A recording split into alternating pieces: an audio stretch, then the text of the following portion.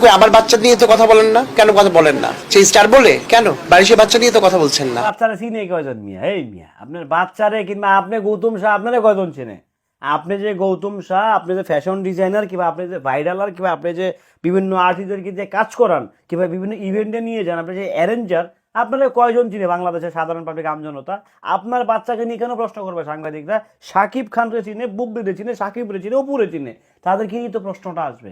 আবল তাবল কথা বলার জায়গা পান না ভাই, মানে আউল ফাউল কথাবার্তা। যে তোমরা আদার্স নায়িকা মিলেই বুবলি সম্বন্ধে, সাকিব সম্বন্ধে প্রশ্ন। বুবলি সাকিব কি আসমানের তারা? বুবলি সাকিব কি মানে তাদের জন্য প্রশ্ন করা যাবে না? তাদেরকে কোনো কমেন্ট করা যাবে না? যা ইচ্ছা তা।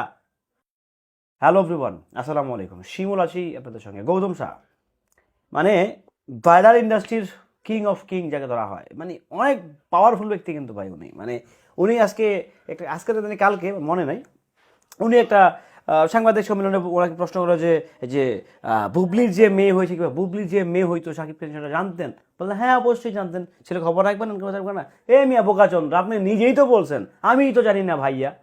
পল্লি মারেন এখন না, খাপ খান। মিডিয়া ইন্ডাস্ট্রিটা আসলে খাপ খাওয়া একদম পল্লিবাজ ইন্ডাস্ট্রি একটা ভাই। এই ইন্ডাস্ট্রিটা এমন বেশি পল্লিবাজ, যখন আপনার বিপদ থাকবে তখন আপনার পা থেকে শুরু করে আপনার ওইটা পর্যন্ত চাইসা দিবে, ঠিক আছে? যখন তার বিপদ কাটা যাবে সে আপনাকে লাথি দিয়ে সরাই দিবে। এটা হচ্ছে মিডিয়া ইন্ডাস্ট্রি, বড় গাদ্দার ইন্ডাস্ট্রিটা।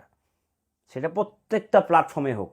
কিছুদিন আগে কিন্তু এই গৌতম সাই কিন্তু বলছে যে আমি তো জানি না, মানে উনি এমন একটা অভিনয়, উনি নাকি জানেন, অথচ উনি নিজেই কিছু ইভেন্ট এমনভাবে পাবলিকে উইয়ার্ড দেখাইছে, কি বলবো আসলে। আমি পাবলিকে প্রাণে মনে প্রাণে ভালোবাসি তাকে, এত বেশি উইয়ার্ড লাগছে। তাকে যখন প্রশ্ন করেছে সে বললো না আমি তো জানি না কিছু। জানে না, নাটক করেন না, শুরু থেকে সে সবই জানতেন। নাটক করার কি আছে? আপনারা বলবেন না আপনাদের ওই উমুকের নিষেধ, তুমুক ভাইয়ের নিষেধ, লাল ভাইয়ের নিষেধ, কালা ভাইয়ের নিষেধ, সারপ্রাইজ তো বুঝেন না?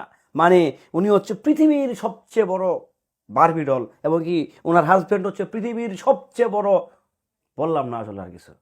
হ্যাঁ, একজন তারকাকে নিয়ে দর্শকদের কৌতূহল থাকতেই পারে। আপনাকে নিয়ে থাকবে না তো দাদা, আপনাকে নিয়ে থাকবে না? থাকবে ডেফিনেটলি তারকাদেরকে নিয়েই। আপনি তো তারকা না, আপনি তো কোনো আর্টিস্টও না। সো আপনাকে নিয়ে থাকবে কেন? অপু বিশ্বাসকে নিয়ে যে কৌতূহল থাকবে, বুবলিকে নিয়ে যে কৌতূহল থাকবে, যে কিউরিসিটি থাকবে মানুষের, শাকিব খানকে নিয়ে যে কিউরিসিটি থাকবে, সেই কিউরিসিটিটাকে আপনাকে নিয়ে থাকবে। আপনাকে বড় পর্দায়, আপনি কি বড় পর্দায় কোনো আর্টিস্ট? আপনাকে মানুষ চিনে। আপনাকে চিনি আমরা, যারা আমরা কন্টেন্ট বানাই, আমরা যারা বিভিন্ন আপডেট দেই, বিভিন্ন বিষয় নিয়ে রিভিউ দেই, আপনাকে মানে আমরা পর্যন্ত চিনতে পারি, বাট অডিয়েন্স তো চেনার প্রশ্নই আসে না। হ্যাঁ, ইদানিং আপনারা খুব মানে কিছু হইলে ফেসবুক লাইভ করতেছেন, তো এই থ্রোতে কিছু মানুষ আপনাদেরকে চিনতেছে। ওইটা বলেন আপনারা। আপনার বাচ্চাকে নিয়ে কেন প্রশ্ন করবে দাদা? কেন প্রশ্ন করবে? আপনাকে যখন বুবলি প্রসঙ্গে প্রশ্ন করা হয়েছিল যে বুবলিরা কি প্রেগনেন্ট, আপনি কিছু বলতে চান এই বিষয়ে? মানে আপনি এমনভাবে মানে ডাইরেক্ট মিথ্যা কথা বলছেন, আপনি জানেন না কিছু, অথচ আপনি জানেন। আপনি সবই জানতেন। আমরা যদি জানতে পারি যে বুবলি প্রেগনেন্ট, তাহলে আপনি জানতে পারেন না কিভাবে? আপনি বুবলির কাছের লোক হয়েছেন, শুধু কাছের লোক না, গৌতম শাহ হচ্ছে অনেক বুবলির ভাই। সে জানতো না বুবলি প্রেগনেন্ট? অথচ আমার মতো একজন ছেলে, আমি জানতাম বুবলি প্রেগনেন্ট। আমি বইলেও গেছি আপনাদেরকে, আপনারা অনেক বিশ্বাস করেন না তখন আমার কথাগুলো। হ্যাঁ, তো বুবলি সম্বন্ধিত প্রশ্ন করবে, শাকিব খান সম্বন্ধিত প্রশ্ন আসবে, অপু বিশ্বাস সম্বন্ধিত প্রশ্নটা আসবে, আপনার সম্বন্ধিত আসবে না ভাই। কোনো এজেন্সির নামটা আসে যখন কোনো সিনেমা হিট হয়, কোনো ডিরেক্টর, কোনো প্রডিউসারের নাম আসে, নায়কটাকে উমুক, নায়কটাকে তুমুক, নায়কটাকে আমার, নায়কটাকে সামার, ওই সামার আমারের নামই কিন্তু আসে। কিন্তু পিছন দিয়েতে খাটতে খাটতে প্রডিউসারের লাল হুতা বাড়িছে, পিছন দিয়া ডিরেক্টরের রীতিমতো দম বাড়ি, রক্ত বাড়ি গেছে, সেই হুশ কিন্তু আসলে পাবলিকের নাই।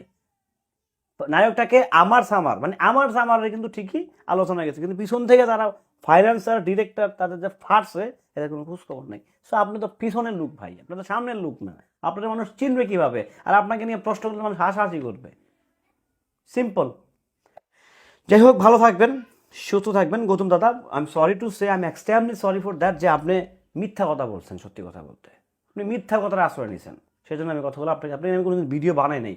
এই আজকে প্রথম বানাইলাম, এটাই শেষ। আপনাকে আর ভিডিও বানাবো না। ভালো থাকবেন, সুস্থ থাকবেন।